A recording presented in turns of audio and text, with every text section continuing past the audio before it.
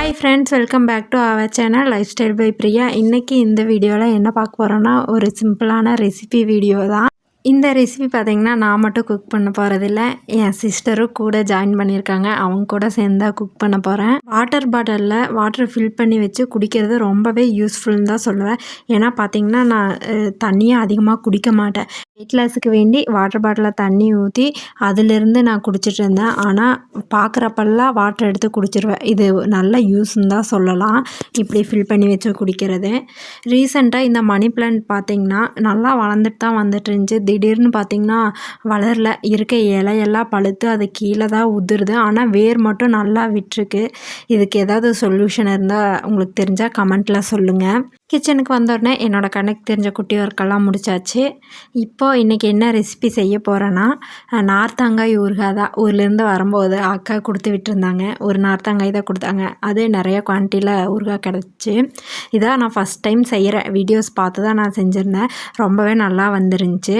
பழுத்த நார்த்தங்காய்ங்காட்டி நான் தண்ணிக்குள்ளே போட்டு கொதிக்க வைக்கல. இல்லை பச்சையாக இருந்தால் கண்டிப்பாக வாட்டரில் பாயில் பண்ணி ஒரு 2 மணி நேரம் அதுக்கப்புறம் தான் செய்வாங்க.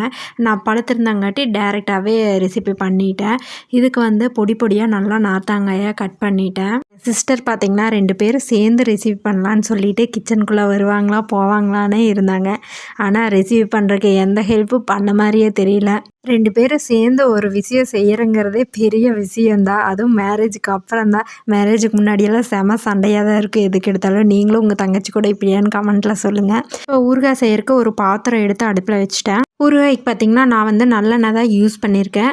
நார்மல் ஆயிலும் யூஸ் பண்ணலாம். நல்லெண்ணெய் யூஸ் பண்ணும்போது டேஸ்ட்டு ரொம்ப நல்லாயிருக்கும். இப்போ பாத்திரத்தில் நல்லெண்ணெய் ஆட் பண்ணிக்கிறேன். நிறையா ஆயில் ஆட் பண்ணும்போது பார்த்திங்கன்னா ஊறுகாய் நல்லா இருக்கும். அதனால கொஞ்சம் அதிகமாகவே ஆட் பண்ணிக்கலாம். அது கூட கடுகு கொஞ்சம் நிறையா ஆட் பண்ணிவிட்டு கட் பண்ணி வச்சுருக்க நார்த்தங்காயை ஆட் பண்ணி 2 நிமிஷம் 3 நிமிஷம் நல்லா வதக்கி விட்டுக்கலாம். இந்த மாதிரி வதங்கினதுக்கப்புறம் 2 டேபிள் ஸ்பூன் மிளகாய்த்தூள் ஆட் பண்ணிக்கிறேன். அது கூடவே தேவையான அளவு உப்பு ஆட் பண்ணிவிட்டு அதை ஒரு 2 நிமிஷம் நல்லா வதக்கி விட்டுக்கிறேன். ஆயில் அதிகமாக ஆட் பண்ணால் தான் நல்லா எண்ணெய் பிரிஞ்சு வரும். இப்படி வதக்கி விட்டுட்டு இந்த ஸ்டேஜில் நல்லா ஒரு மூடி போட்டு க்ளோஸ் பண்ணி வச்சுக்கலாம். நான் தட்டம் போட்டு மூடி வச்சுருக்கேன். ஒரு 3 நிமிஷம் ஆகட்டும். இது கூட கடுகு வெந்தயத்தை நல்லா ஃப்ரை பண்ணிவிட்டு அதுக்கப்புறம் மிக்ஸி ஜாரில் போட்டு அரைச்சி அது கூட ஆட் பண்ண போகிறேன். இதுக்கு பார்த்திங்கன்னா நான் ஹெல்ப் பண்ணுறேன்னு சொல்லிவிட்டு அவள் தான் அரைச்சிட்ருந்தான். ஒரு 5 மினிட்ஸில் பார்த்திங்கன்னா நல்லாவே எண்ணெய் பிரிஞ்சு வந்துடும்.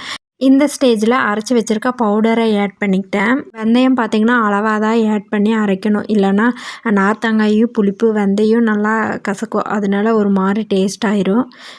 அதையும் நான் போட்டு நல்லா வதக்கிறேன். இது கூட 2 டேபிள் ஸ்பூன் நாட்டு சர்க்கரை ஆட் பண்ணிக்கிறேன். நார்த்தங்காய் ரொம்ப புளிக்கும். சர்க்கரை ஆட் பண்ணும்போது ஓரளவுக்கு புளிப்பு கம்மியாகும். இதை ஆட் பண்ணி கொஞ்சம் நேரம் நல்லா வதங்கட்டும்.